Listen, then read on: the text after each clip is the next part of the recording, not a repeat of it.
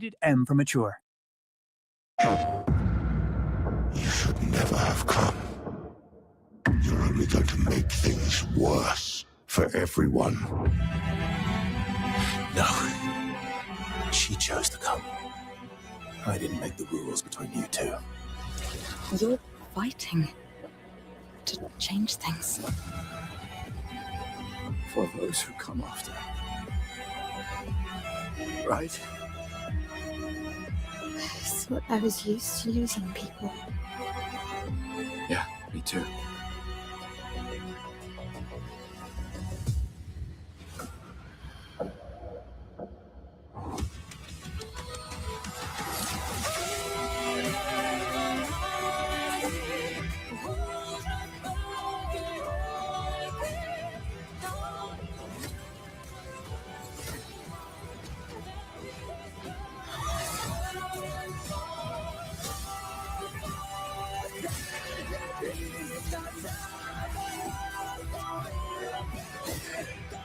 Only take everything.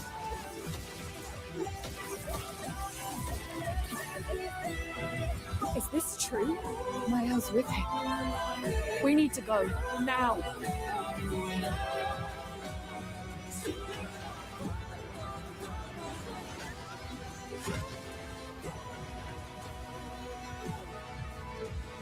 Who are you?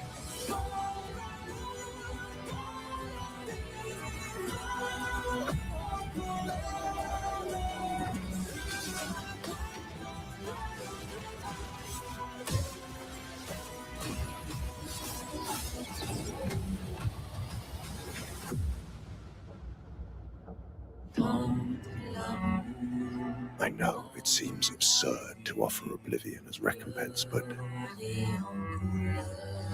She'll never paint again.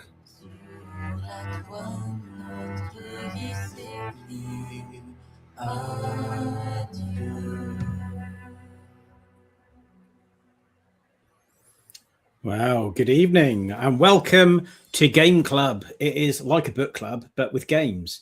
And tonight we're going to be talking about Expedition 33, which is an absolutely stonking game. So I'm really looking forward to this. And tonight on the panel, we have got Mr. Blunners. Hello, everyone. Haven't done my usual yet because I was too busy sorting that stream out, but I will do my membership post now and gift a membership to someone. So, yeah, really excited to talk about this game. Awesome. And we have Mr. Ollie. How are you doing, Ollie? Bonjour. Yes, all good. Thank you. Very much looking forward to this. It's been a little while since I've played it, so I'm dead excited to be talking about it again. Excellent. And as this is Game Club, we open up the panel to anyone in the group who wants to join. And today we have special guest, Darkness Dreams. How are you doing? I'm okay. Thank you very much, Tim. I'm looking forward to this. Good, good. Thank you for joining us. So, let's do a few little shout outs. Hello, Mr. Taylor. Thank you for joining us. Hello, Mr. Newland. Oh, and Blunners has gifted his membership now. And we've got actual. It says here actual MVP. So actual MVP. you have leveled up. There you go. So enjoy some little bonus membership content that we put out there for the time being. Right. Let us get started with just the intro. So let's just do a little quick whip round of who's or what. So I'll start with you, Blunners, because I know that you actually haven't finished the game. So what are your thoughts on what you've done so far, though? Yeah, so I started the game when it first came out and didn't really pay much attention to it. Like, as in, I thought it was okay, but didn't think I ended up dropping it and then coming back to it later. After obviously saw the hype, got Game of the Year, I thought, right, okay, I really need to actually spend some time with this game because it was free on Game Pass, so it's accessible for loads of people. Game Pass hadn't actually stitched everyone up by putting it up like 50%, so it was actually quite worth playing. And then, so I first impressions, I love the way it looked. I remember seeing it. We spoke about this on ModCons when we done like a recap of one of the Xbox like live event things they done. And I remember all three of us three then going, wow, this does look very good. And like just the way it look like. We'll go into depths and details later, but as the introduction to the game, it is very powerful once you actually do really take your time and pay attention, like I should have the first time. But yeah, it is very good. Cool. And I'm going to keep going around the room. So what about you, Ollie? What are your first impressions of the game?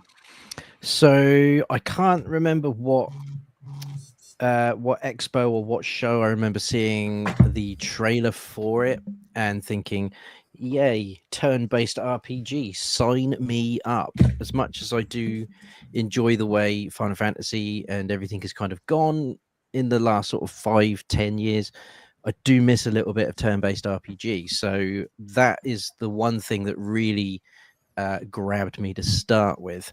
And then just enjoying the world, the way it looked. Obviously, we're going to get onto that as another topic, so I'm going to try not to talk about that too much now. I was just really hooked from the beginning. It's a very small studio compared to like a AAA title, but this is kind of a AAA title in a weird way. It's the indiest AAA title I've played probably since No Man's Sky, I would say. Wow. But yeah, bought into it the moment I saw it.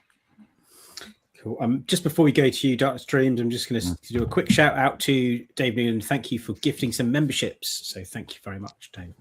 Very kind. Always Nice grateful for when people do that for us. So, Dark Streams, what were your first impressions of the game? I was Oh, absolutely so good to play it. completely blindsided by it. I never saw it coming, didn't even know it existed until a friend of mine mentioned it on one of my Discord channels. And he said, "Oh, you'll love it because we both play Final Fantasy." And he said, "You'll love this. You need to get into it." And I had a look at it, and I was like, initially kind of like, "Oh, it's French." And I was like, "I don't know if I want to play that because I do a lot of other online gaming, and normally they're a difficult bunch for me." But looked at it, and I went, "Actually, this is intriguing." So I picked it up, started it, and then I think you had started playing it as well, Triangle. And yeah, it was just pretty awesome. I was like, wow, where did this come from? It's like just completely blindsided. And it's like I thought it was a AAA title. I didn't even realize it was an independent studio. Picked it up, started playing. I was like, this is absolutely awesome. So yeah, I gotta be honest, it's probably one of the best finds I've ever. Just to blindside me out of the blue. And I think for me, it was the same as a lot of you have already mentioned. Just caught it on one of those. I think it was like Xbox Showcase or something, but it was only a very short clip. And I just thought, ooh, something new. It's a new IP. It's not something which is, whatever it is, 2 or remake or anything like that. It's like, this is a new game. And when it gave you a little brief overview, just that premise of the number counting down, and anyone that is that age dies, and they've got like a ticking clock, like got a doom counter to try and save them. And I was like, that's a really cool premise. I want to check this out. So I watched the trailer and literally bought it within 5 minutes of watching the trailer. I was like, oh, that's it. Yeah, I'm definitely getting that. So I'm kind of feeling, do we want to talk a little bit about the story first? Because the next topic is actually gameplay mechanics and design. But do we want to talk about what the game actually is first? I think go through that. I think that feels more natural. That would make sense. Yeah. Okay, so let me just move up to here, the story and world building. So obviously there's going to be some spoilers here if you've not played it, but we're going to just talk freely about the game. I think if I just sort of say the first, the intro for me, I think it kind of breaks, there's different acts, isn't there? And there's quite a few like big emotional moments throughout the game.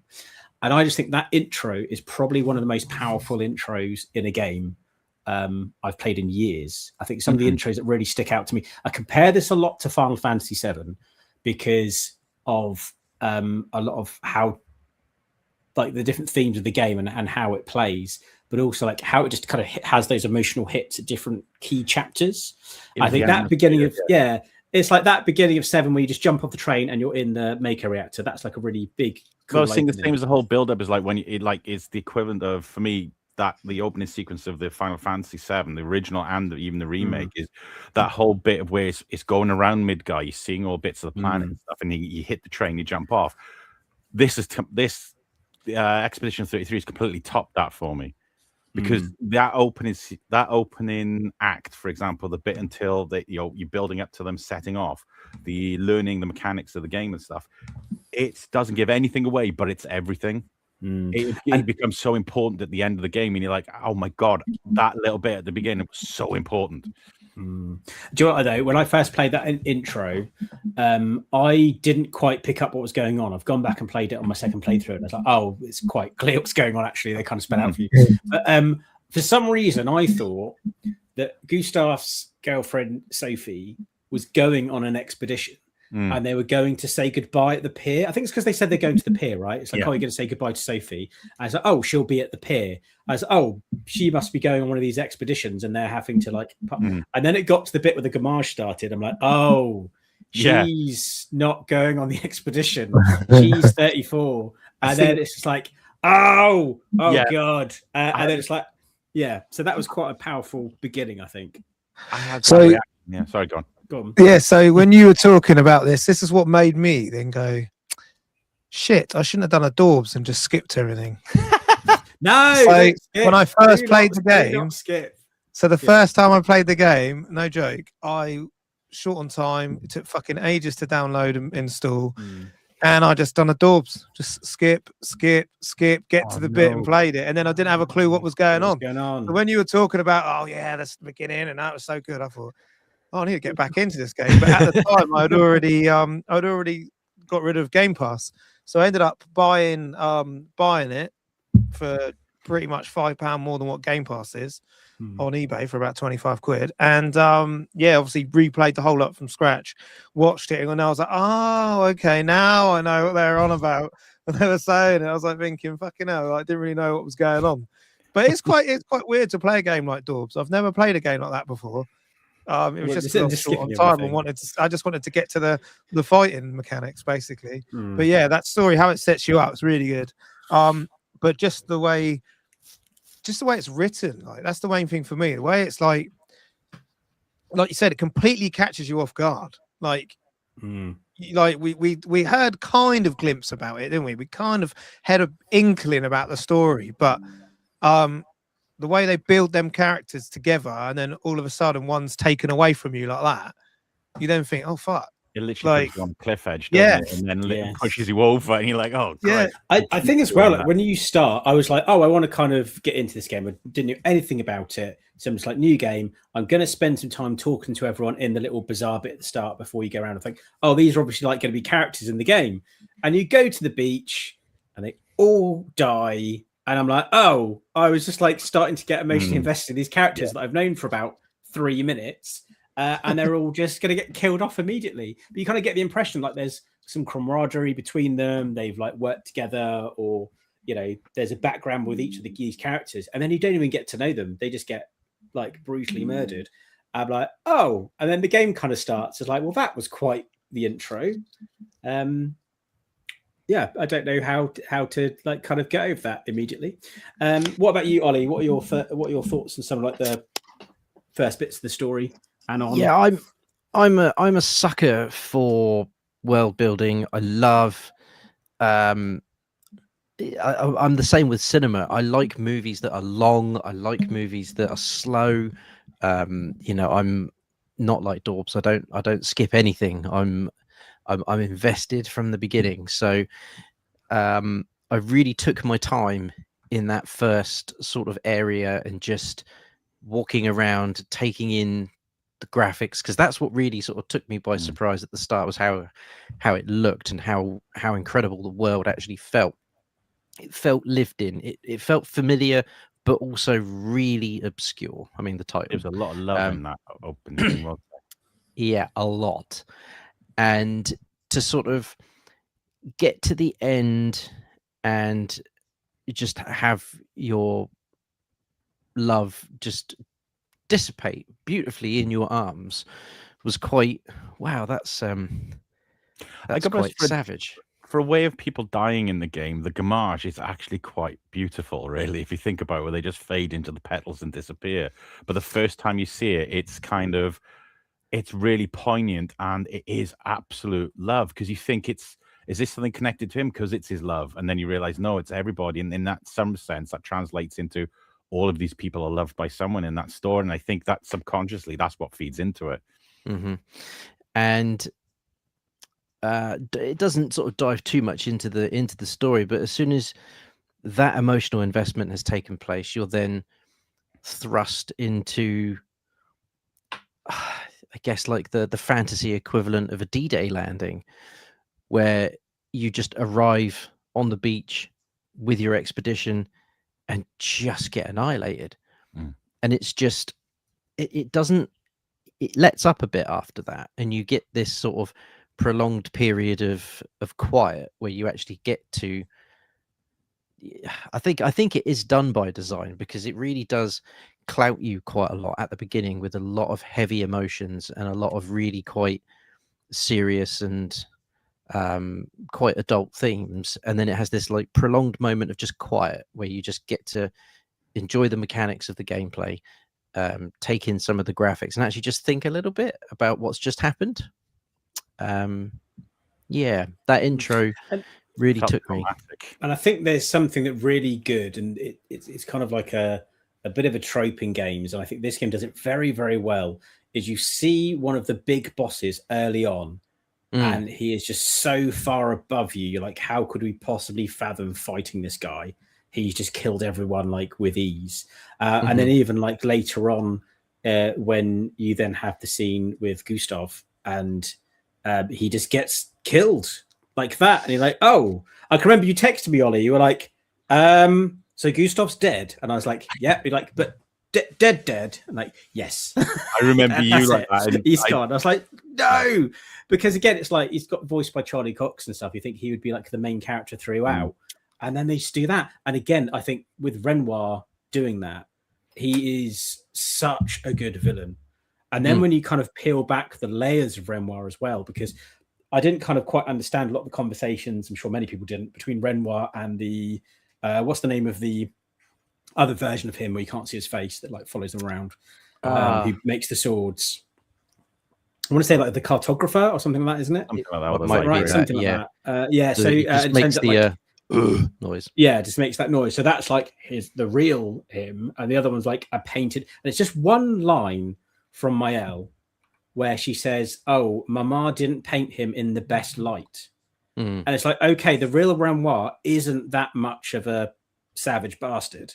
But when she painted him, she was mad at him a bit, and she painted him a little bit worse. That's it, the curator. Thank you.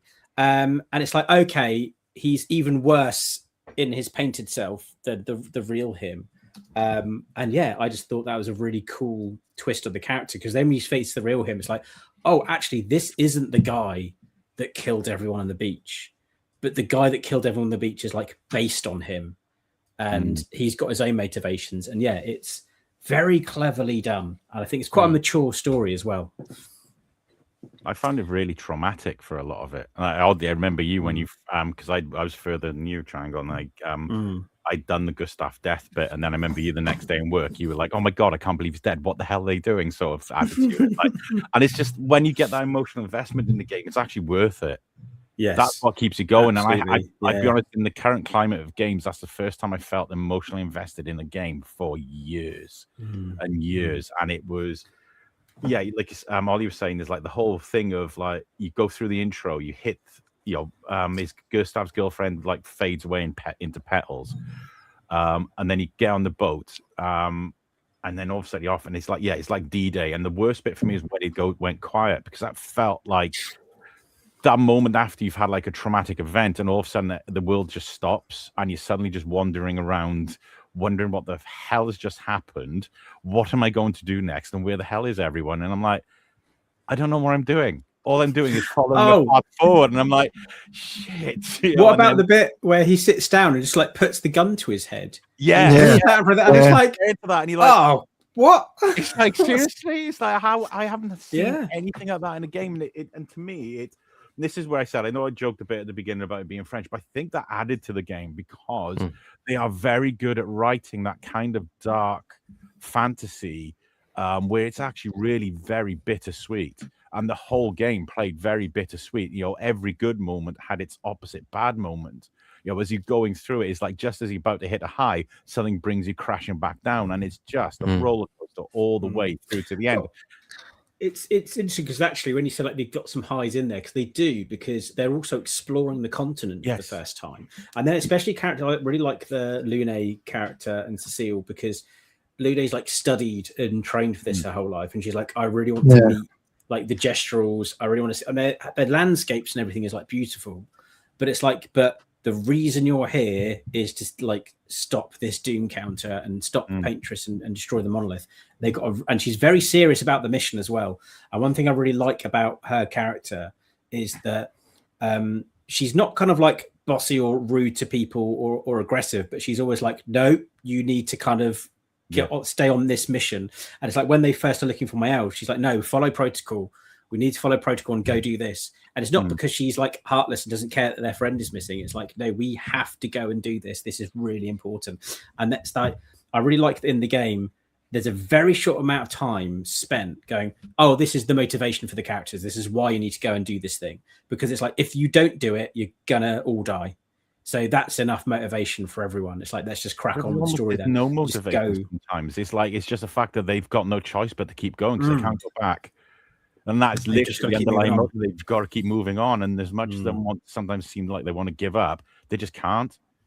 And it's like you're saying, funny with Lune. One of the things I found about her, I didn't use her much as a character in the game, but when I did, you could see the joy she had from actually battling and fighting sometimes, you know, and like that's where it'd come in. You could see, and when they're exploring new areas, she'd be the one to have the expression of that, oh, this is amazing. Look at this. I'm going to write this down sort of thing. But then you had the juxtaposition, or the opposite to that was when after Gustav died, and Mael would sit there at the campsite every night and write in a journal. That was such an amazing touch to the game. And it just gave it that depth, and it made you draw into it. There was points where I just couldn't put it down. I just couldn't. Oh, absolutely. Me too, yeah. I just found like, well, I was saying I didn't get a chance, but I just thought the character, when they killed him off, like you said, you'd never see that coming in the main character stuff, and that was fantastic. But then the character they brought in was so similar. I was like, hang on a minute, is this his fucking brother? Like, where is this guy? Like, when you first see him turn up and that. So yeah, I think it was a different version of him. You know, yeah, like, so did I. I thought it was like versions of everyone else. But yeah, and he kind of battles similar as well. So it was a bit like, yeah, it's like, oh, hang on a minute, I've just the built him only- up. He's now dead, and who the fuck's someone this guy? stepped in. Do you know what, that's the only like real critique I can think of the game, because I do feel it's like I do end up liking Versailles quite a bit. When it first happened, I was like, who's this guy? Like, what? And he's just going to take all his weapons and all his gear fits. It's like, I don't know. It felt like a bit of a cop out. It's like, oh, he's going to replace his character with someone else. The character of Versailles grows on you a lot throughout the game. But yeah, I agree. At first, I was like, oh, so they're just going to replace him immediately with another guy who's exactly the same. But he's not quite. It's a little bit jarring, yeah. Yeah, it's a little bit. But that was the only point, really, story-wise, that I was like, oh, I don't know if I like that. But everything else. Right, we could stick on story for quite a long time. I'm thinking maybe we move on to some other stuff, maybe come back to discuss the endings. Yeah. And what you guys think about the different endings. Obviously, Blunders, you'll have to adjudicate that section if you not finished the game. Yeah, no, I want to hear it. Yeah, you want to hear the ending? Yeah, I haven't got that so far. I'm quite Right. interested to see how it finishes up. Let's move on to some gameplay mechanic pieces then. So let's go background the other direction. So I'll start with you, Darkness Dreams. What's one of your sort of favorite mechanics in the game? What do you like about the actual gameplay?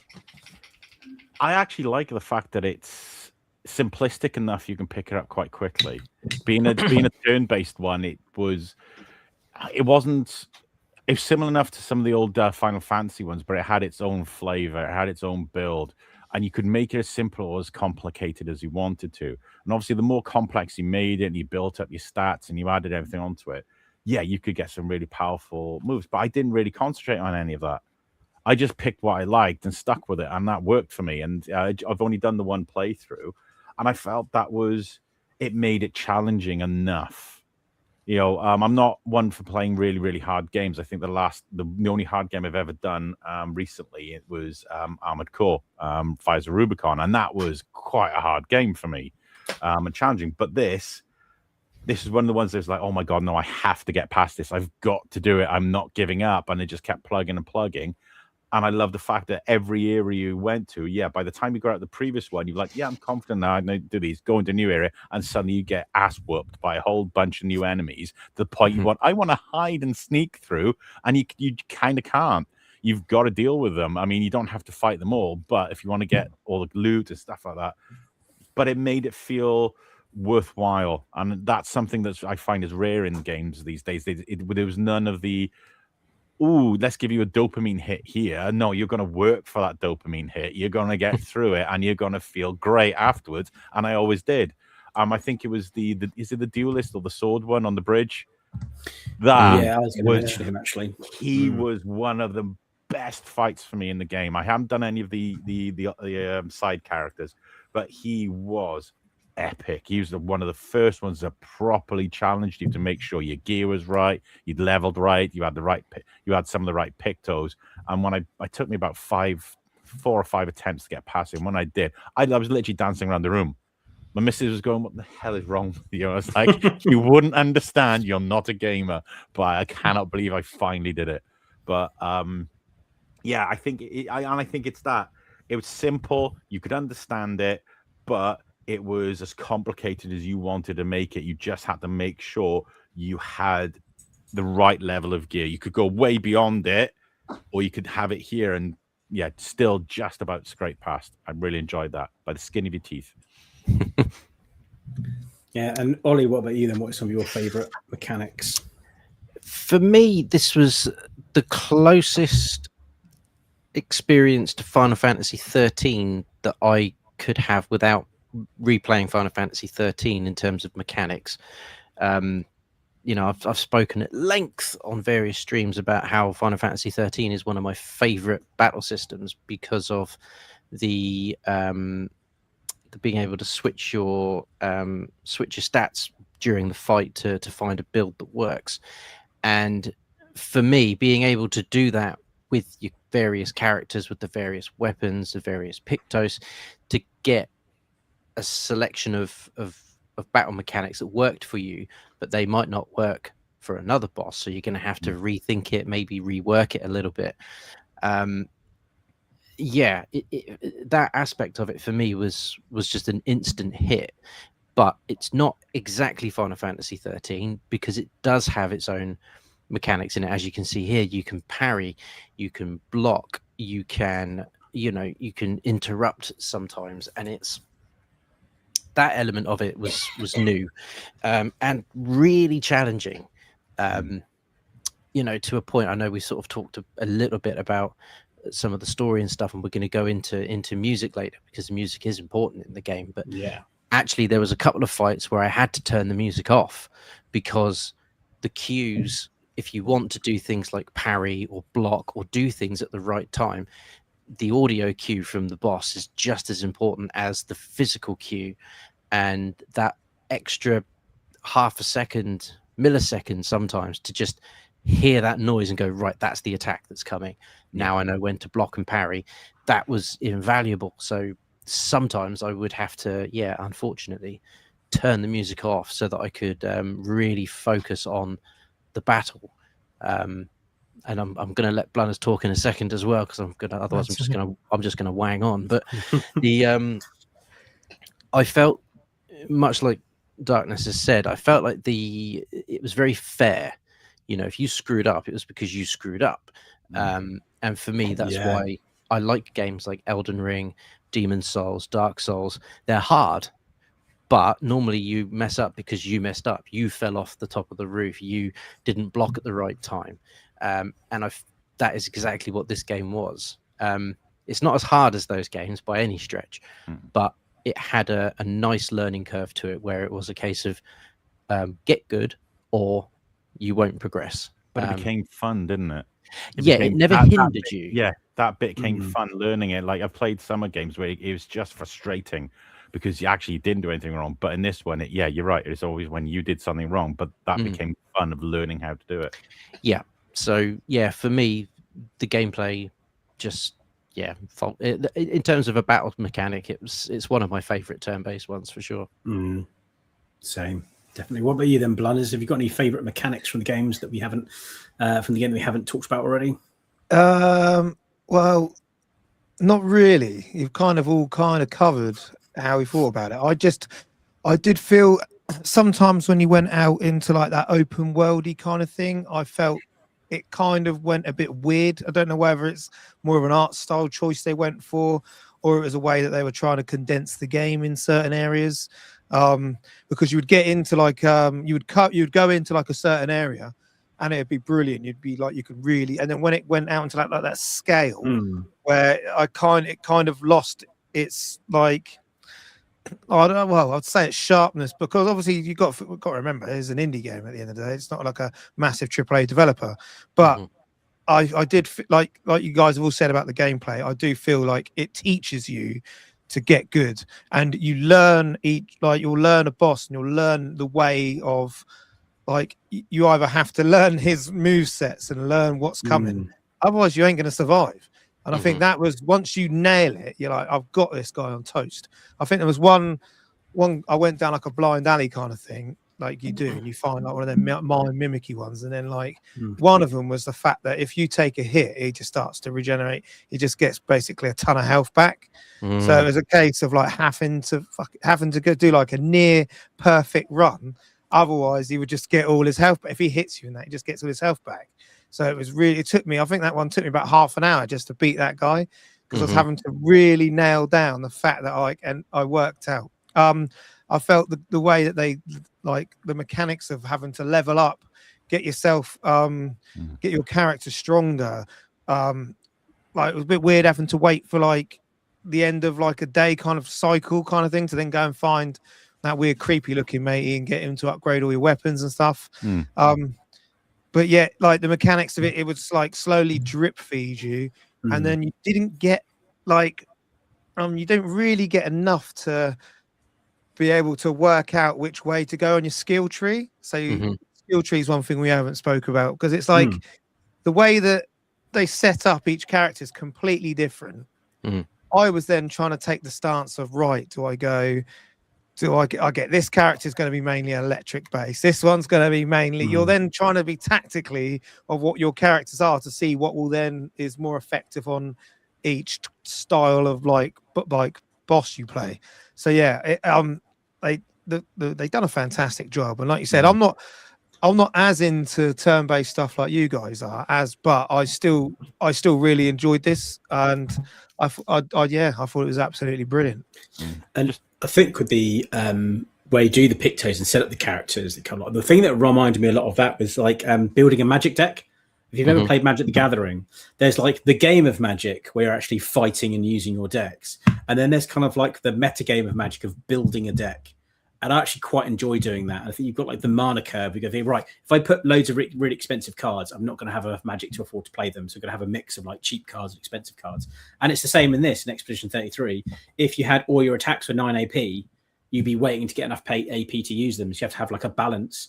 And I think when you then start getting the pictos, like, okay, start the battle with more AP. So you can start off with a big move, or, you get AP every turn, or AP when you burn, and then you start building up. Like there's all that synergy to be like, right, I'm going to now burn this character. The next character, when they hit a burned character, they mark them. And then the next character, if they hit a marked character, it causes double burn. And like, you can just start creating this ecosystem of damage. And it's really clever, because it kind of puts you in control of that, to just come up with these really fun little synergies between the moves and the pictos. That's where my only critique of it comes from is a little bit, especially when you first came out. I think they patched it a bit now. Is at first, when you're playing through it, all does become about one character, and no matter what you do, it is always that one character has the most powerful build, and that's Mael.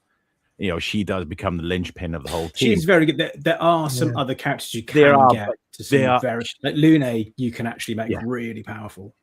But from all the builds, when I was looking through it, and I was close to the end, when I completed, I had looked through, and everybody was just all about Mael. Then it changed a little bit to being all a bit about Verso, and it's because they kept flipping, they were patching and changing, but everybody's finding these builds, and it's a critique, but it's also a plus to the game. It's the fact of you can find builds for it, and that's the only time I started getting a little bit bored, was when it's like I'm just using the same moves over and over again, because they do work, especially towards end game. You are using the same things over and over again, but by then it doesn't really matter too much. Yeah, I suppose the two things I was going to say before we sort of perhaps move on to another topic is the two things I think are really well designed. And one is, if you compare this to something, again, I'm going to go back to Final Fantasy VII, which is, one of my favorite RPGs. The one thing I didn't like about 7 is that when you get near the later parts of the game, your damage is just doing full damage.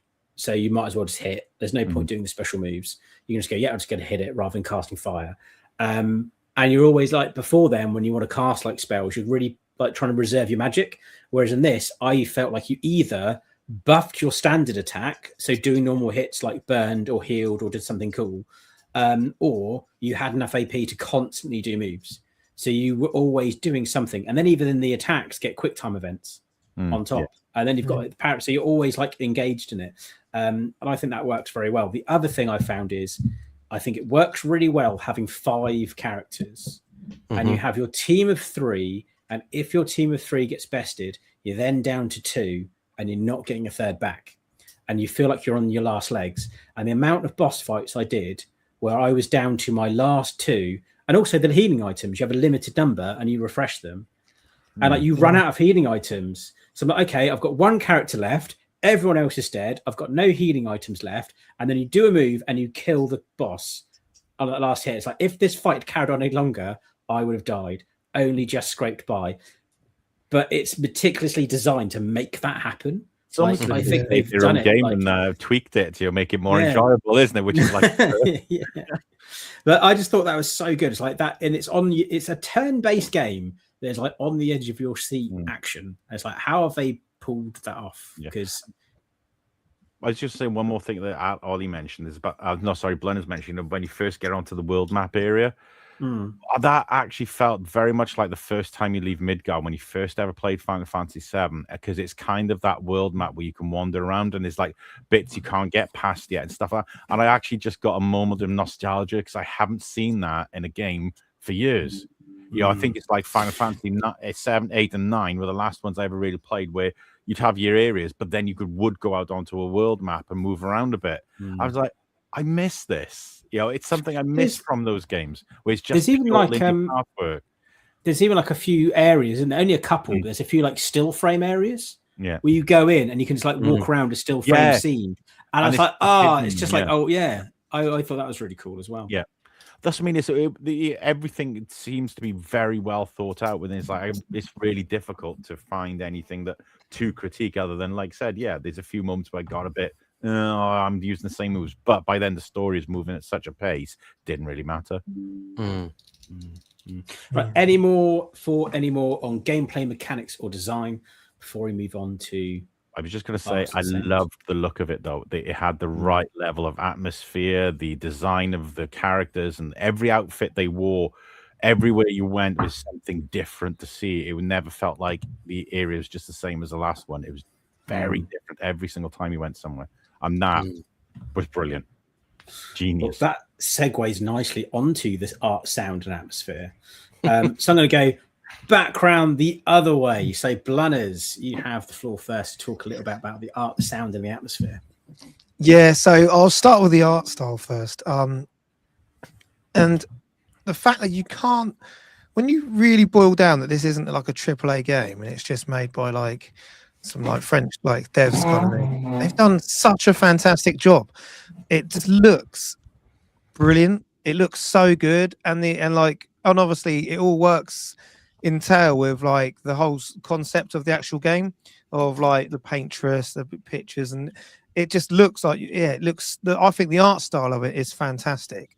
I think they've done such a great job with that. The sound, there's a lot of like not my cup of tea, kind of like opera-y, singing loud, and that was a bit like, you know what I mean? It was a bit like saying, Ollie, I think when you really boil down to the gameplay mechanics, having that sound going on, which Tim did later tell us that it's in French and it's actually letting you know, and it's actually like telling people things that they shouldn't know. Wasn't it, Tim, you were saying about the sound? Yeah, I heard that because I didn't know, because it's all in French and they're singing. And apparently there was one critique in France was like some of the lyrics of some of the songs that you hear in the world map talk about stuff that Story, hasn't happened yet. And it's like, oh, there's Yeah. spoilers in the gameplay music. I've destroyed my background while I was getting a beer. I so- kind of figured. I just remember reading some of it, and I There we remember go, talking explain to you that. about it in work about the sound stuff. It's like, yeah, it's like everyone in France, it didn't do very well because it gave the game away at the very beginning and with all the songs and stuff. Oops. Whereas whereas we didn't have a clue. I was just like, what is this opera music? But it's probably there going, "You're all going to die." That, do you know what I mean? Just didn't have a Yeah, clue, pretty like, much. yeah, in the background going like. So yeah, and the way it sets the atmosphere up, the sound, the art style just sets the atmosphere. And as in like the setting, like we've all spoken about like the D-Day feel when you turn up and everyone's just getting wiped out, like they're on they've just landed at the French Sea again. And all these bullets are just spraying everywhere and everyone's just getting wiped out. I was like, whoa, what the hell? But like you said, you feel stranded. You're then trying to rebuild your team around you. But yeah, I think it's so good. I just think the atmosphere, the sounds, and the art style is fantastic. Mhm. Yeah, I would agree with all of that. I like the European sort of feel to it in terms of its look. It doesn't look Western. Well, it does look Western in the sense because Europe is part of the West, isn't it? But it doesn't look like America. It doesn't look like Neo Tokyo. It doesn't look like Night City or something like that. It actually does look like you're on the coast of Europe. It has a very French feel to the way it looks, which is, of course, by design. It's designed by a French studio, but actually, I think that makes it more interesting because it's not too familiar to a lot of people, and I think probably for people that live in France, it's probably quite a nice revelation to be walking around something that maybe does feel slightly familiar. So that, in terms of creating atmosphere, for me, just immediately makes it distinct from anything else that's floating around at the moment, or maybe for a little while. The sound and the art style for me kind of all go hand in hand. I did love the soundtrack. I did like the way some of that music would build, especially when you have your oh god, all the characters' names are escaping me. The main villain, when you're Renoir, when you have your first sort of proper fight with him after Gustav has passed, the music for that battle is something incredible. It swells and it follows the script after that iconic line, and then it's insane. That line as well, though, I think that's one of my favorite lines in any game ever. And the thing they do as well, which is really clever, and I love this, is that the music starts before like the smash and the transition. Yep. So it's not like you get the battle start thing and then the battle opens up and then the music starts. Like, no, the music starts first and then it transitions in the battle. I was like, just that he drops that line, and then it shows Renoir's face. The music starts, and then it's that goosebumps moment. That was like absolutely brilliant. And it is, it's one of many moments where, the look of the game and the music and the atmosphere is all kind of intertwined. Really, you can't have one without the other. So for me, all three were just impressive from beginning to end. Cool. So, Darkness Dreams, what are your thoughts on the I could talk. sound? This is one of the bits I could talk forever on, because if you take the base gameplay, it was great, and then you add in the art, the sound, and the atmosphere, and it just pushes it beyond any expectation you can have for a game. I mean, for me, the art style was very classical French painter style, because I mean, it is a game about painting, so they've done homage to that. They've made deliberate decisions. Let's think about actually the beaches of Normandy are in France, so the whole thing of the beach scene being smashed together is probably a homage to D-Day, and it's just that but the way they do it, for me, it felt very almost what's his name, Lovecraftian in some respects. It had that dark element to it that they added in the sound where it actually goes up and down. And I was thinking about this as you guys were chatting. If you think about all the Europe aesthetics we see, it's like the last game I played was anyways set in Europe was Assassin's Creed. Is it Valhalla? Whichever one is the Viking one. It's in the UK. I gotta be honest. It was, for me, it was awful. I didn't like it. The aesthetic and the feeling and the atmosphere of that game was nothing compared to this. And it's like somebody in the chat's pointing out, yeah, good point. Europe's always portrayed in medieval ages. This didn't feel like that. No. This felt something different. And it wasn't even if it's our world. It's a different version of France somewhere, and it just kept you going. And it's like, I want to see what's around the next corner. I want to feel it. And it's just that artwork pulling you in. And you go into some of the areas and it'd be dark. Like the undersea area was one of my favorite ones, where you're under the water. Feels like you're in and under the water. And you've got all the sea themed enemies and stuff. And you get through that and you've got all the shadows and the lighting coming through it. And you really felt like you were under the water and you were walking through it. It's like, this is amazing. It's like under the sea, you're walking along sort of thing. But then all of a sudden there's like all these little explosions of color somewhere. And, without looking into it, because for me playing through it, I got the clues that about the painting, because you look at the gesturals, they were just paintbrushes. When they die is because they've had their pigment washed out of them, and then they're going to come back because they're going to be used again. So they're all the paintbrushes and the comic element of the entire game. But they add that extra element and that extra step.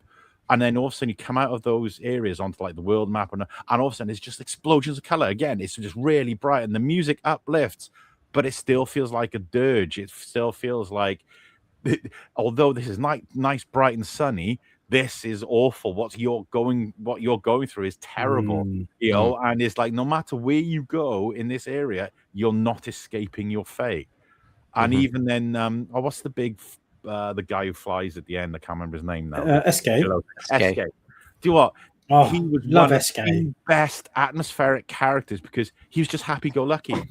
I cannot believe we're 48 minutes in. We've only just mentioned only just the best character in the game for me in many ways, because he's like c'est la vie. Such is life. He has that French attitude of, okay, things are going to be bad, but let's just carry on anyway. I don't care. I'm happy. I've got my friends. I've got my rocks. I've got this. I can do whatever. When he's like, whoopee, wee. When everyone else is like, fuck this shit. We're all going to die. If we don't get somewhere. And it's like that, to me, it was just that roller coaster of emotions with the roller coaster of the story. And it's perfectly timed. It hits at the right thing. It doesn't miss a beat. There's no real dips, because it just as you feel like there's a dip in it, that's caused by you because you're not following on with the story. You're not moving on. You're just dithering around looking for stuff. And then all of a sudden you go back and whoop off. It just throws you back up in the air and you're like, oh shit, what have I done? It's like those moments. And especially when you get to one of the last fights with Renoir before you hit the Paintress, that one where Tim, where you're in the tunnel sort of thing before you go up the ramp to the Paintress.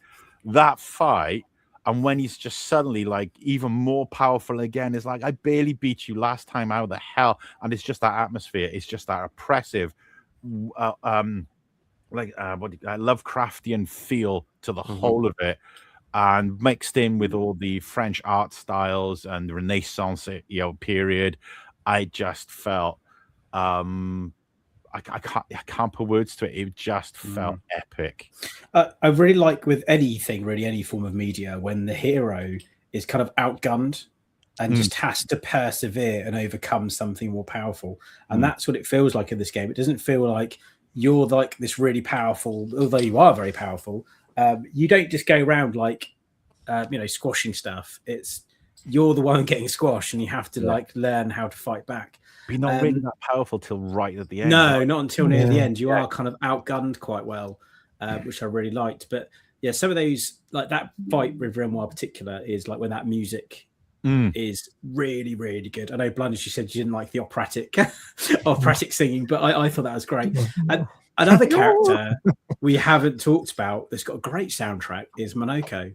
When you first face Yeah. Minoko, it's just like, oh, we got some like jazz, Yeah. jazz going off now, Yeah, and like right, some of what's his going dialogue on? as well. I think my favorite bit with Minoko, because obviously he's like, oh, I'm a brave and mighty warrior. I just like fighting.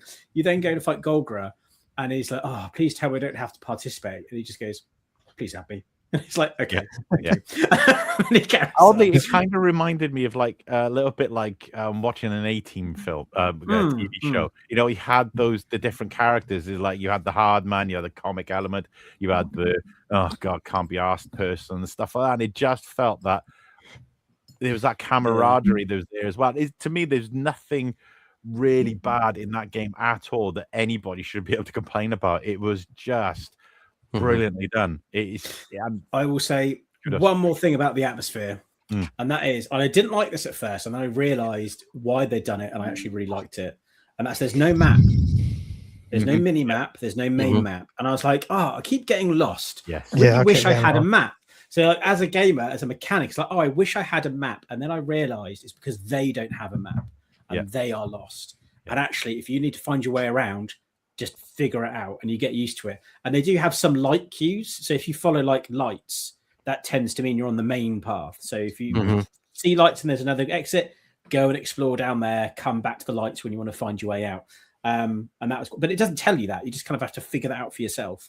And I just thought that was a really actually set the atmosphere really well, because you couldn't go, oh, it's okay, I'll just look at the map and figure out where I need to go. You can't. They haven't given you a map deliberately. It's the first time I think I'm not where a game doesn't hold your hand and works properly. Yeah. Okay. Right. Shall we talk a little bit about the endings? So, double back to story and world building. So we need to break it to Blunners. Yeah, you need to just break know it. this. You ain't got that. So Blunners, I don't know if you figured this bit out, but they're all actually inside a painting. Yes, So- I knew that. Yes, You can you knew that. kind of So- easy to tell. yeah. Yeah. None of it's real. None of it's going. So the only people that are real is Mael is actually Alicia, who was the girl that looks just like her but with the burned face. So she's got, so that version of her, that family is a painted version of the family. They're in the portrait as well. So the real family is outside the painting. And if How they big stay is in the the painting too long, they start to crumble. That's why the paintress and the cartographer are all like crumbling and stuff, because they've been in there so long. So you defeat the paintress, hoping you're going to liberate the people of Lumiere. You come out, and it turns out that the paintress was not causing the gommage. She was trying to hold it back. She was trying to prevent the gommage. And then once you defeat her, everyone gets gommaged, and you're like, oh shit, like everyone's gone then. That's it. But at that point, Mael gets her memories back, finds out that she is actually Alicia, and it is the Verso's painting. So the Verso, is a painted version. And because the real Verso had died in a fire that I think Alicia blames herself for, she's gone into the painting because they want to keep a part of him alive, because the real Verso painted that world. So all of it is that family's trauma, and it's their grief. It's them sort of not moving on past the grief. So when Renoir is trying to say no, like destroy this painting and leave, it's because he's like, you need to get out of this fantasy and go into the real world and accept the fact that our son's died. This isn't actually real. And that is when, by the end of the game, you are met with a decision to either stay in the painting or to leave it. And Verso, who, if they close the painting, he will actually die, but he's been in there for the part of his soul, the part of his soul that was actually real will die, and he won't exist anymore. But he does actually say, stop painting me. It's like, I don't want to do this anymore. I just want it to be over. And Mael, who's now learned the truth, wants to have a life with her brother, and says no. Like, that's what you've been fighting for the whole game, right? You've been fighting to stop the paintress and stop Renoir and save the people of Lumiere, who, although they're not real, are complex enough that they feel real, and she wants to stay with them. And you get to choose who wins at the end. Does Mael get her way and they stay, or does Verso get his way and he wins? So Ollie, I'm going to go to you first, and then Blunners can tell us what he thinks perhaps at the end. So what ending did you go for, and what do you think is the better, not necessarily a good or bad ending, but what do you think is the best cinematic ending to that? Yeah, there is no good or bad ending because each one is bad, really, in my opinion. You either lose your brother or you stay in a fantasy world and don't accept what's happened. So either one is quite a dark ending. And I am an absolute sucker for a dark ending. Much to Darkness's dismay, all of my movies on this side, I'm going to get voted on this. Yeah, they're all horror movies. Yeah. Some of my favorite horror, and even some of my favorite drama or anything like that, will end with an unhappy ending. I am drawn to those types of endings. So for me, I'd really invested in Maëlle. I really, thought of her as like you should in the game, like she was my younger sister, and it reminded me of my daughter a little bit, and I just thought if that was me, I would stick in the painting. I wouldn't accept it because that's not what this character is about. This character is about retaining and keeping that memory alive at all costs, even at the expense of your own, I guess, sort of sanity and reality. So I stayed in the painting, and I think the end sequence of that, especially when you see Verso, is everything. Is absolutely everything. His dismay, and I might have to refresh my memory, but I'm 99% certain that when you see him in the end, everybody else is quite happy, and he's sort of trying to be happy, and there's just this his eyes torture. Yeah, his eyes are glassed. There's tears in his eyes, knowing that this is not what he wants. And for me, that just absolutely nailed the game for me. Okay, so Darkness Dreams, what are your thoughts? I'm a complete polar opposite.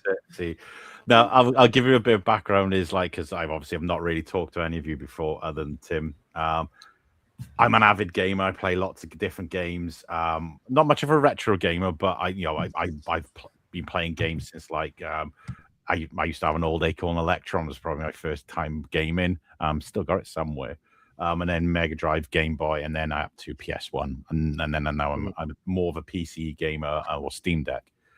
And when I play games that give you the choices of where you can be really evil or really bad, I always play the good guy because I cannot be mean to them. I cannot be mean to NPCs, right? I really can't. I struggle to do it. I'm one of those. All right. So that gives you an idea of my moral compass in that sense, right? And there's nothing against anybody picking the endings because all the endings are valid. It's not real. It is a fantasy, and it's like wherever you enjoy, you enjoy. But for me, when I got to that ending, the choices, I had to think of it in a logical sense. Is I don't want those characters to keep hurting. And in that moment, Maëlle is being selfish, and she knows it.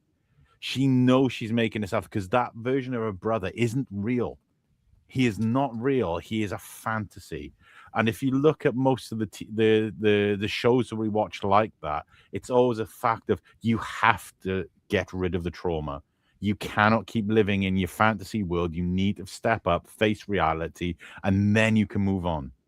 Then you can get on with your life. So I had to choose what I consider to be the good ending, which is, as hard as it is, as much pain as it is, the only logical choice to move on with your family is to destroy the painting and move on, because otherwise you're just stuck there. All the people around you, how do you know they're happy? Because they're not real. They're just paintings. They're marks on canvas. They don't exist. But because you're so wrapped up in the trauma and blame of something that happened, it wasn't even your fault. Because to give a bit more context, there was something to do with the writers, isn't it, Tim? That they were the ones that attacked them in the real world. I want to know more about that as well. I hope you get me more. too. And they are the ones who caused the fire, killed Verso, and scarred Alicia. So to me, it's and I love the ending. Is like, to me, oddly, it felt very. My dad hadn't long passed away at the time as well. He'd been gone about a year or so, so still quite raw. So the whole thing of having to let somebody go was very poignant for me as well at that time. And I was like, do you know what? I have got to, because you've got to heal. And to me, that's the only ending as well, logically, that I could see them doing a sequel from. Yeah, actually, I would give you that. I think if it carries on, because it would carry on from that. Otherwise, she's stuck in the painting. Yeah. So anyway, I kind of agree with both of you. So when I first went to go do it, the reason I chose to stay in the painting, because that's the choice I originally made. Obviously, I did both eventually. But the reason I chose to stay in the painting was not for Mael and not for Verso, but for everybody else, like Lune and Cecile and Monoko, because they don't know that they're not real. Like, they are so complex and so detailed that they are real in a sense, or they felt just as real as the other characters. And well, why don't they get to enjoy that happy ending that you've been fighting for? You've been fighting all this time to stop the Paintress, stop the counter, save the people of Lumiere. And I just felt like all that journey was for nothing if I just let them all die. So I was like, no, I'm going to save the people of Lumiere, was who I really cared about. And then the ending started, and I was like, this doesn't feel right. And I've made a terrible mistake. You argued with me for days. I did, how that was the better ending. But this is the thing: I do think that is the better ending cinematically. Yes, because of that. I still think that is now. I think that is the better ending. I don't think that's evil. I don't think that's the good ending. But I prefer that ending still. Is what I meant, because that bit, obviously the bit that Ollie's already talked about, where Verso's looks like he really doesn't want to be there. Everyone else is smiling and happy, like everything's fine. And again, with that makes them then feel fake. Like, I'm just being like, oh, I want to save them because they feel real. And then they're there going, oh, yeah, tra-la-la, we're going to a concert, everything's okay. It's like, they have no memories of everything else. This feels fake now. So actually, I made the wrong choice on that. And then you see that Verso doesn't want to be there. It's that final frame that made the ending for me, was you just see Mael's face and she's starting to form the cracks that the Paintress and the cartographer had, and then the music just goes dung. David's got right. It is very much like Christmas special and ketamine. Yeah, that you kind of yes. That final frame and that sudden, not fade to black, sorry, that sudden boom music, and I was like, that for me was the best ending. Do you know what? Yeah. For me, if you're thinking about listening to you talk, it's almost very reminiscent, if you think about it, of the story of Blade Runner. Yeah, because they're not real, but they seem to be so real, and they seem to be becoming alive and everything like that. And it just has that taste of like the Blade Runner type series. But this is something that could be explored again in a sequel, much like I think with Blade Runner. I adore Blade Runner 2049. I think it did something exceptional and impossible, and it still managed to retain enough of the secret that still hasn't actually been formally talked about, but it managed to unpack it and still keep it completely ambiguous without actually destroying the original film.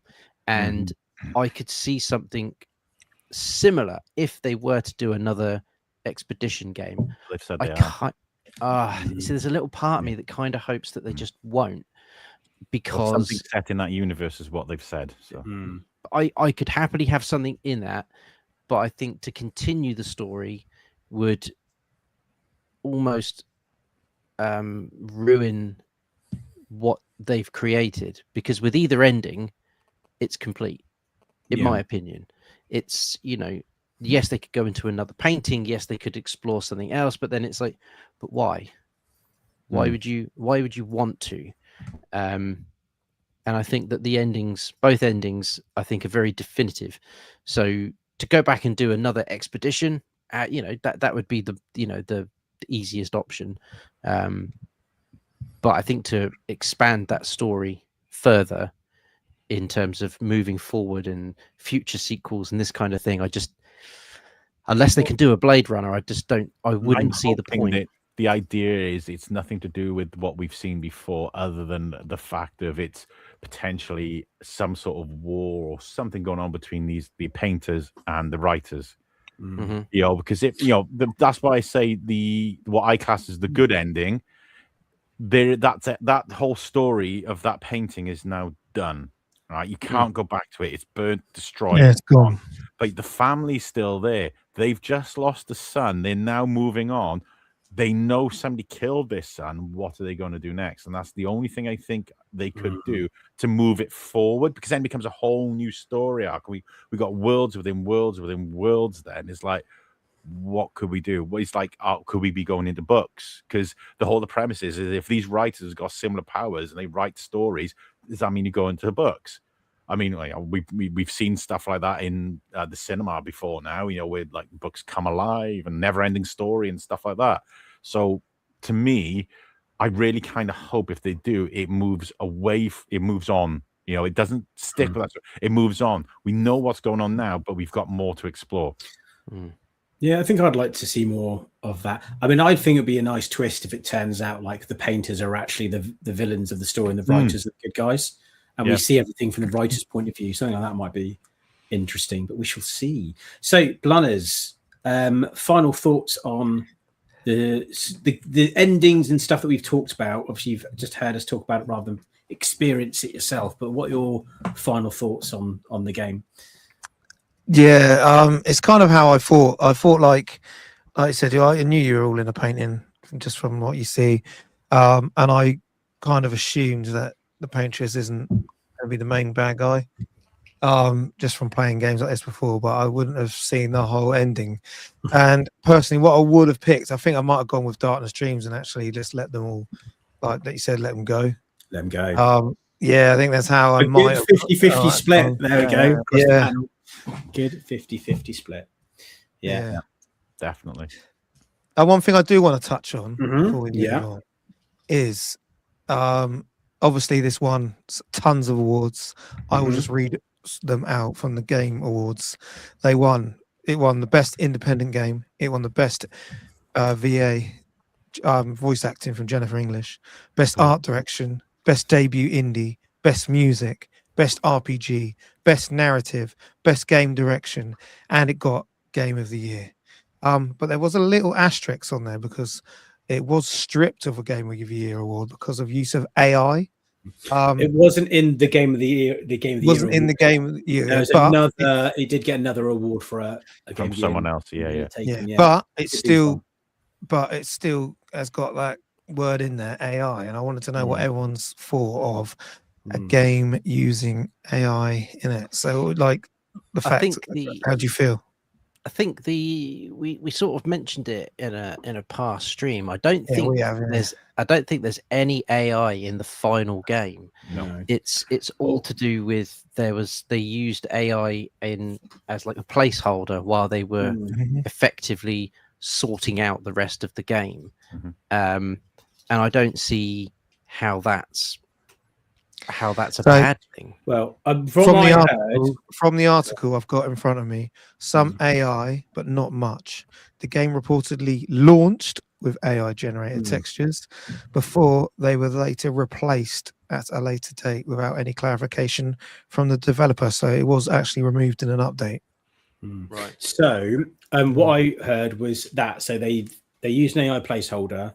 I think it's for like some textures of like some newspapers and Lumiere and the town at the beginning. Yeah, I've got it here. I'll show some things on there, and that was it. So I don't feel like that's a big thing, but I think what the issue was, because it was still in there at launch, I think they neglected to replace it. They did go back and change it, but because it was there at launch, when they got the nomination for one of these other awards, not the primary ones, but some of these other ones, they were asked to declare if there was any AI. And they didn't declare any AI, and they said, no, there's no AI in the final launch. And technically there was because of those placeholders, which was an oversight. So it wasn't like that was, I think, just a mistake. They didn't say, look, it's on there, but they've since removed it. The game that then won in its stead used AI. but it used it and declared it. So it was kind of like a bit of a weird technicality thing where, That's like, because okay, you lied to us. Because you didn't declare it and it technically was in there, you've actually breached those terms. So therefore, we're stripping the award.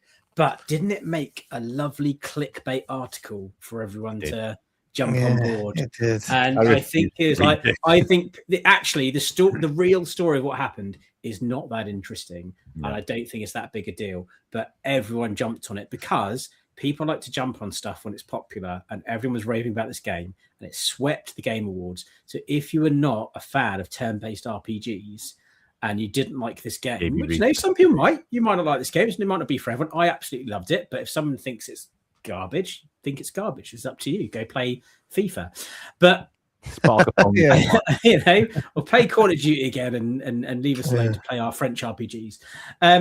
But I think because of that, it just blew up as a story, and it was like, oh, they used AI. It's like, have you read? No, I like that when David said in their defense is AI in Clair, so you know. Well, yes, technically correct. But I do think, you know, touching the fact that this is a small studio, I think all the stuff I hear about the game when I started playing it, I didn't know all this stuff, and then obviously because I was playing the game and talking about it a lot, I started getting loads of information about the studio in my feed, and like, oh, there's like, it's a really small studio, they've only got this many people, and oh, they found the musician on like Reddit or something, and then it's like, oh, do you want to do all the music for the game? Okay, so they got like an independent music person, and the music's phenomenal, and they just brought someone in to do it. They had people involved in like the script and the voice acting that were like on staff. They're like, hey, do you want to like do this for the game? And it just feels so wholesome that this game was made. And again, they weren't like, when you say indie studio, I think a lot of people feel like it's a group of people trying to make a game for the first time. So no, a lot of them are industry experts. They came from big studios and started making this game. And I think the fact that you know, it's been made by gamers that like and have a passion for games, and there's a lot of like love and passion that's gone into it. It's not a game that's been driven to completion by, you know, someone that wears a suit that hasn't picked up a controller for like 20 years. Get it out earning the buck. Yeah. Let's put some microtransactions in this bad boy. Like, they just made a game, and I saw a thing actually. I can't remember who posted it. It wasn't No Man's Sky. If there is a game and the opening menu screen says new game, continue, options, and that's it, it's going to be a much better experience than if you have, you know, lobby, shop, DLC, expansions, you know, all these different things, like a hectic menu of like, oh, buy more coins, get more eggs, everything on there. No, it's just new game, continue game, or options to maybe adjust the sound, and that's it. That's your game. So yeah. But also, Sandfall, the studio that have done it, actually got praised by the French president as well. So it was very good that the fact that their actual country stepped up and actually spoke quite about it, because you wouldn't get that with the British guys, would you? You wouldn't get our guys praising a like, you know what I mean, turn 10 for creating such a great racing game. Go back to with your question saying what do we think of AI, is the simple fact of it depends on how much they use and the effort they put in. If you think about Clair Obscur, or they used it for some tiny amount of placeholders but created the entire rest of the game, and it's the simple fact they lost an award because they forgot to declare that because somebody's probably made a mistake somewhere. So fucking what?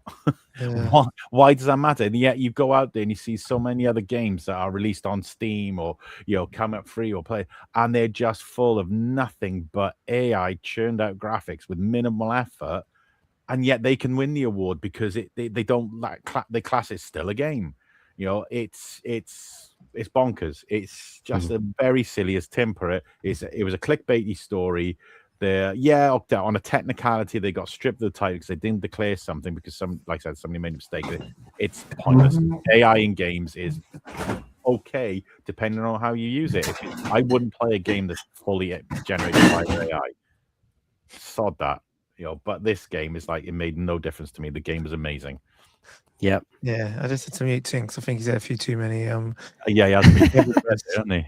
Oh yeah, right. Tim, you back in? He can't even get his mic on now. Oh, hang on. There you go. I'm just grabbing another beer. I think Sorry. First rule of Game Club is you thought- drink through Yeah, Game you Club. gotta- you gotta Okay, keep it yeah. No, I was just going to say, I think with AI stuff, I just think it's about declaring it, isn't it? That's the problem. And I think there should be some laws. I think, like if you're watching a TV show and there's product placement, you get like the big P in the corner. It says this program contains product placement. Just have that. This program contains AI. This game contains AI. Let people know. And if someone wants to go, oh no, I don't want to consume that content because it's got AI. Fine, don't watch it, don't play it. But if you're like, oh, it's got AI in it, don't really care, gonna play it anyway. Fine. But it's like, don't present something as original content that is actually AI. Like, as long as you're upfront about it, I think that's fine. But I think it's happening whether we like it or not. It's going to be coming everywhere. So, yes. Right. All right. The final showdown of Game Club is this game an avoid, a play, or a must play? So I'm going to go back the other way around again. I think I went that way last time. It's that way this time. And I'm mirrored, so it's that way. So Darkness Dreams. Is this game a play, a must play? Precious, it must be played. It's I want to add a fourth in. If you don't play this, then there's something wrong with you. It's a must play. I think it's such an influential game that we haven't had hang on, let me get my teeth back in. We haven't had a game that as influential as this since probably the 90s, into the early 2000s. We go back to you'd say the golden era of all those games when it's first coming out. You've seen all the AAA titles when they actually meant something and they felt something. They made you play something. Final Fantasy VII and all those other games that were around. It's on a par with that. It is. You've already seen the copies coming out. You've only got to go on Steam, for example, and you'll see other copies. Oh, this is the new Clair Obscur. There's loads of other things coming out. I think purely for that, it's something that if you class yourself as a gamer, even if you don't like turn-based or stuff like that, you should give it a go. Just to have a feel of it, because it is a game of a generation, of a lifetime. It is, to me, it's that important. It gives you something you will not really find from any other game. Okay. From me. Ollie. It is a must play. I think there are games which do transcend their genre in terms of like turn-based stuff. Everybody immediately thinks of Final Fantasy. They think of Dragon Quest. And if you're not into that sort of fantasy element, then you're immediately going to be put off.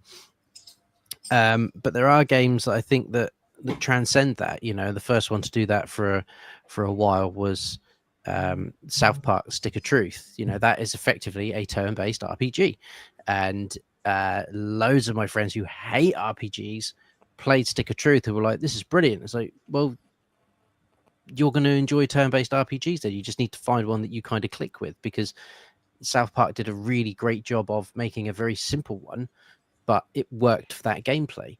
And then Expedition 33's come along and done a very similar thing. It's got this incredible story with incredible characters, and I think if you're into that, then the battle mechanic you'll just get used to.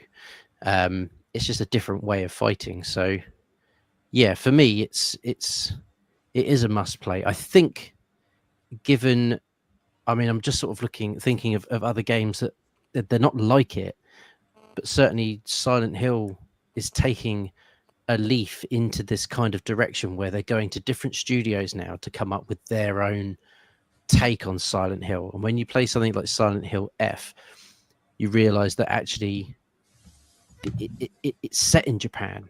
It feels different. It feels like a Japanese game. The new Silent Hill Townfall is going to feel very Scottish.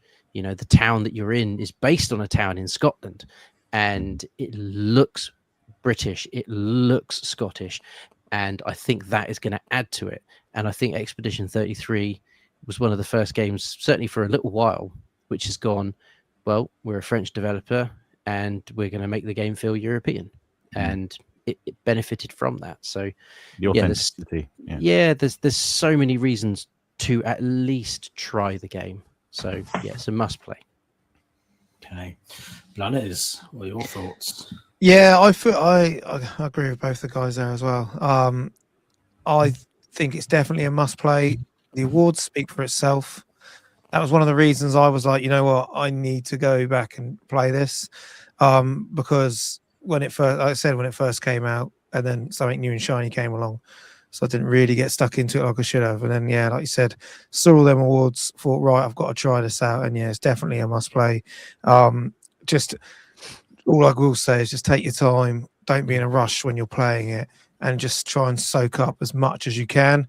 Like just really try and take like how it's trying to build the story and the characters, and really understand what you are about to play, and make sure you've got the time to give it the time it deserves. Like that's the thing, I didn't have the time to give it what it deserved when I first played it, and I obviously regretted that, and that's why I went back and restarted the whole thing again.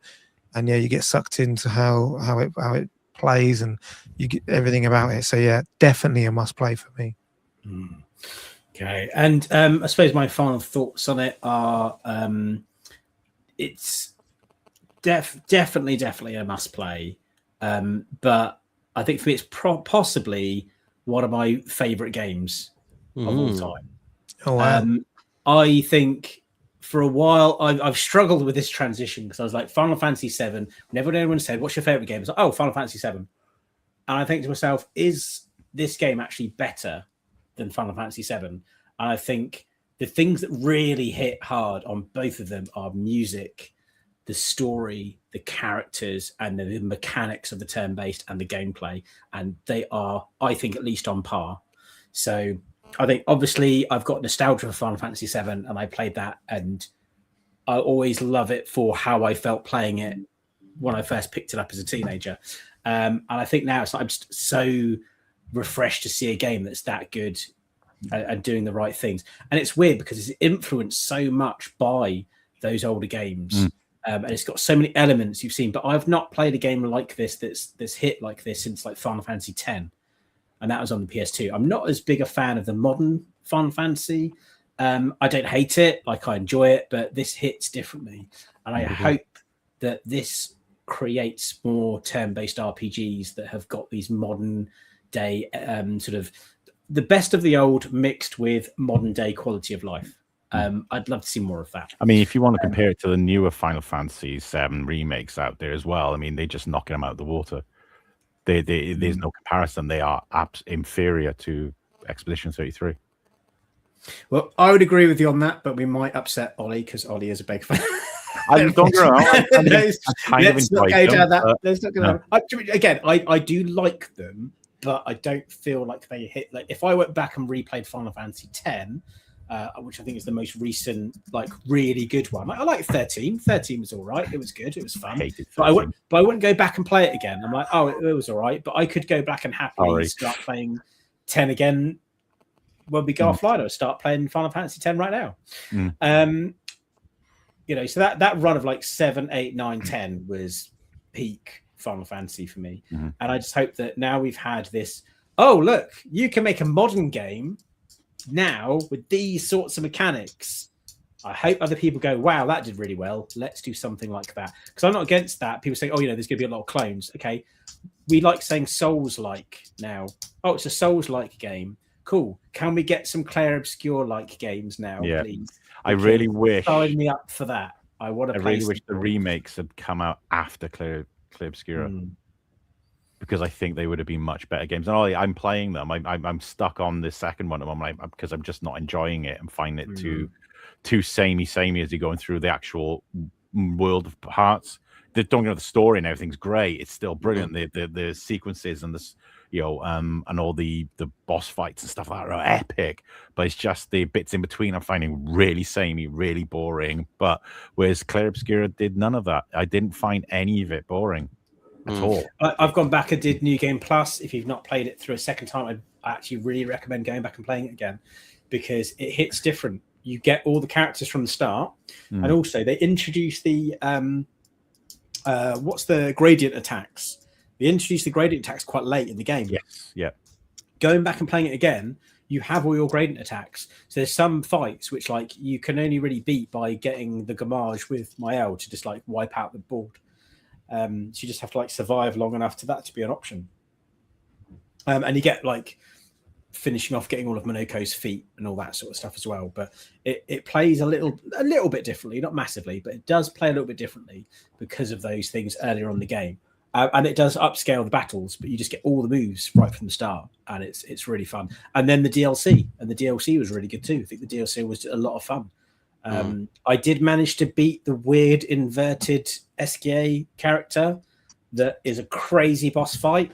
That was hard as balls, but I managed to beat it. And yeah, you were chuffed when you did that. I was really chuffed. Yeah. I was like, wow, I actually beat this guy. I literally come into the morning. We have a morning call every morning because me and Tim work together. And it comes in the first thing is, right, morning call. You never guess what I did last night. It's like, you know so what? exciting. My daughter came downstairs and it's past her bedtime. She should have been in bed. And she was there. I was like, I was finishing off this boss fight. And she'd come downstairs and I was like, I can't be disturbed right now. And I beat it. And I just picked up. I was like, yes. And she's like, and she just started celebrating with me. I was like, I did. I don't think she had any idea what was going on. It's like, why you just woke up. It's like, why are you out of bed? Go back to bed. But I just did it. All right. Yeah. Anyway, right. So, Blunners, do you have the next Game Club game? What are we playing next? So yeah, the next one is going to be an absolute beast of a game, and I know Dave Newland has got it, and it is Resident Evil. So that is our next game for Game Club. I will be getting this at the end of the month for my birthday, so I cannot wait. Tim, you're currently playing this. I am currently playing this, and I have to say it is amazing so far.